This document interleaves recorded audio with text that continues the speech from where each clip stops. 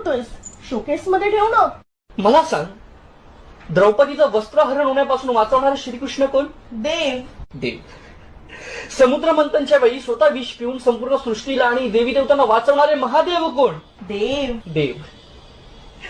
राक्षसांचा वध करून नवदुर्गेचा अवतार घेऊन आपल्या भक्तांच्या पाठीशी सदैव उभी राहणारी आई जगदंब कोण? देव.